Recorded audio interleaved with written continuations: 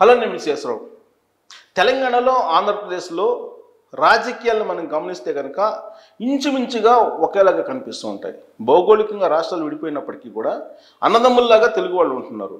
అలాగే రాజకీయాల్లో కూడా అలాంటి వరవడే కనిపిస్తుంది. ప్రత్యేకించి BRS party, YSR Congress party ఈ రెండు అమలు చేస్తున్నటువంటి విధానాలు కానీ లేదా అనుసరిస్తున్నటువంటి పద్ధతులు కానీ ఇంచుమించుగా ఒకే రకంగా కనిపిస్తూ ఉంటాయి. దానికి కారణం ఏంటంటే జగన్మోహన్ రెడ్డి గారు ఇటీవల 2.0 అన్నారు.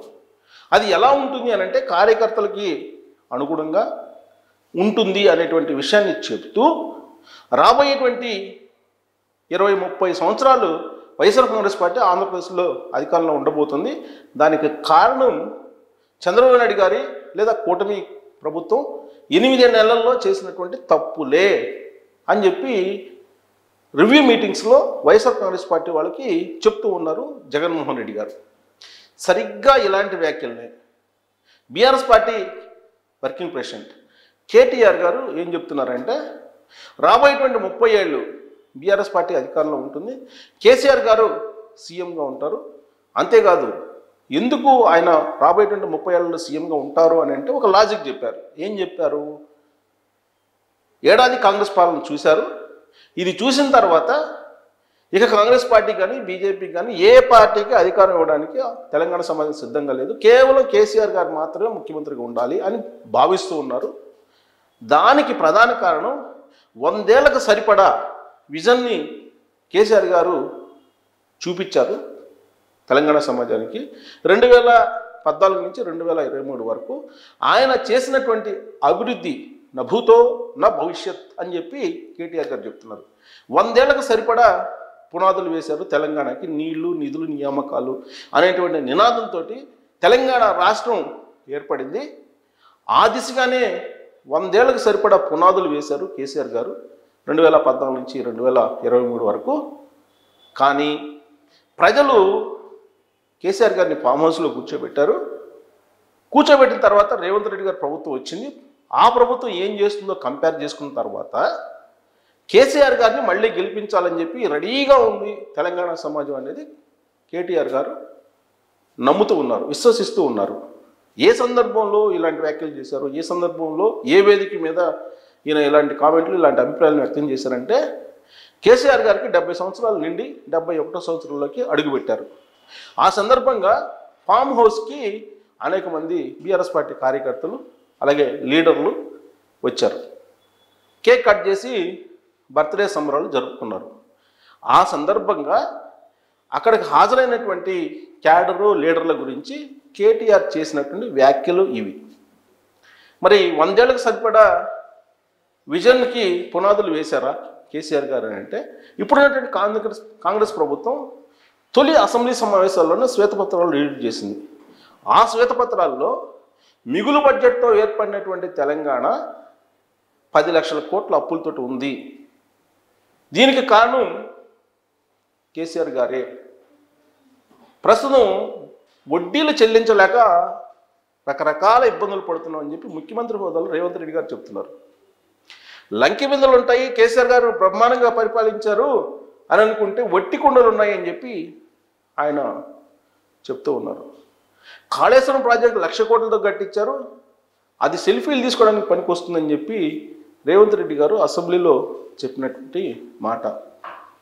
ఇక విద్యుత్కు సంబంధించి ఛత్తీస్గఢ్తో చేసుకున్నటువంటి ఒప్పందాల్లో భారీ అవినీతి జరిగింది అనే దాని మీద ఎంక్వైరీ నడుస్తుంది. యాదాద్రి థర్మల్ పవర్ ప్రాజెక్ట్స్ సంబంధించి జరిగినటువంటి అవకతవకలు, అక్రమాల గురించి ప్రస్తావించారు. భద్రాద్రి గురించి మాట్లాడారు, థర్మల్ ప్రాజెక్ట్స్ గురించి. ఫోన్ ట్యాపింగ్కి సంబంధించినటువంటి వ్యవహారం ఏ విధంగా నడిచింది, పేపర్ లీక్లు ఏ విధంగా వచ్చాయి, నీళ్లు, నిధులు నియామకం అని చెప్పి అన్నారు. నియామకాలు లేకుండా 10 ఏళ్ళు కేసీఆర్ గారు ముఖ్యమంత్రిగా ఉన్నారనేటువంటి విషయాన్ని కాంగ్రెస్ పార్టీ అసెంబ్లీ లోపల, అసెంబ్లీ బయట పదే చెబుతుంది.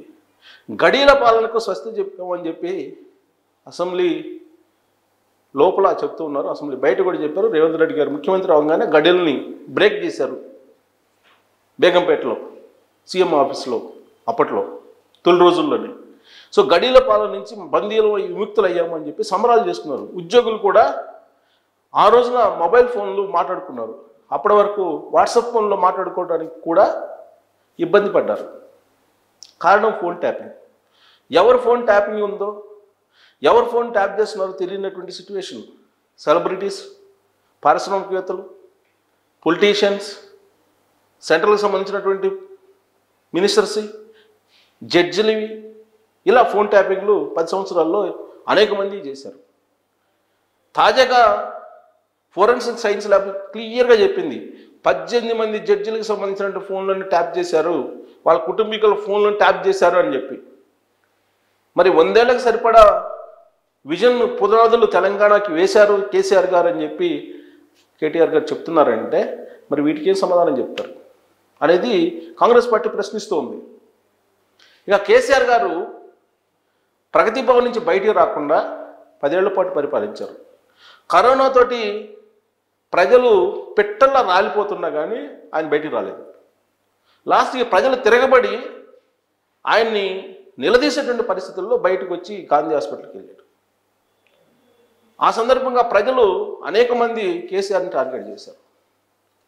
ఇలాంటి సిచ్యువేషన్లో 100 ఏళ్ల పాటు విజన్ కోసం పునాదులు వేశారని చెప్పి కేటీఆర్ గారు చెప్తున్న దాన్ని కాంగ్రెస్ పార్టీ తీవ్రంగా పరిగణిస్తుంది. అక్కడ ఉండేటువంటి నీతి ఆయోగ్ రిపోర్ట్స్ చూసినా, లేదా ప్రతి ఏడాది ఇచ్చేటువంటి కాగ్ రిపోర్ట్స్ని చూసినా, కేసీఆర్ గారి నిర్వాహకం, కేసీఆర్ గారు చేసిన పరిపాలన తాలూకు అవినీతి అక్రమాల వ్యవహారం క్లియర్గా పేపర్స్లో కనిపిస్తూ ఉంది. మరి కేటీఆర్ గారేమో రాబోయేటువంటి 100 సంవత్సరాలకు పునాది వేసినటువంటి కేసీఆర్ గారు మరొక 30 ఏళ్ళు అధికారంలోకి రాబోతున్నారు, మళ్ళీ బీఆర్ఎస్ పార్టీ అధికారంలోకి వస్తుంది అని చెప్పి చెప్తున్నారు. సరిగ్గా ఇలాంటి వ్యాఖ్యలనే కేటీఆర్ గారి కన్నా ముందు జగన్మోహన్ రెడ్డి గారు జగన్ 2.0 ఎలా ఉంటుందో చూపిస్తాను ఆంధ్రప్రదేశ్ సమాజానికి, మళ్ళీ 30 ఏళ్ళు వైఎస్ఆర్ కాంగ్రెస్ పార్టీ అధికారంలో ఉంటుంది, 30 ఏళ్ళు తానే ముఖ్యమంత్రి అని ఆయన చెప్తున్నారు. సో ఈ రెండు పార్టీలు దాదాపుగా ఒకే విధంగా నినాదాలని వినిపిస్తున్నాయి ప్రజలకి. రేవంత్ రెడ్డి గారి మీద ఏం కామెంట్లు చేస్తారు, అక్కడ జగన్మోహన్ రెడ్డి గారు కూడా చంద్రబాబు గారి మీద అదే కామెంట్లు చేస్తూ ఉంటారు ఇంచుమించుగా.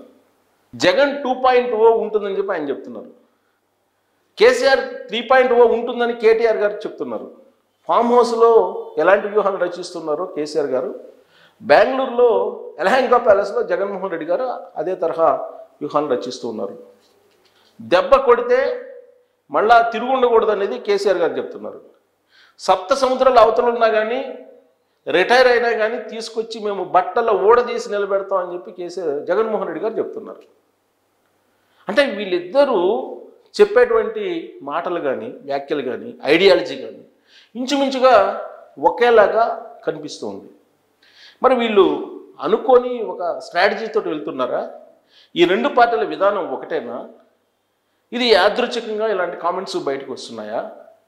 జగన్ 2.0, కేసీఆర్ 3.0 అనేవి సాకారం అయ్యే అవకాశం ఉందా అనే దాని మీద కామెంట్ రూపంలో మీ అభిప్రాయం తెలియజేయచ్చు. Thank you very much.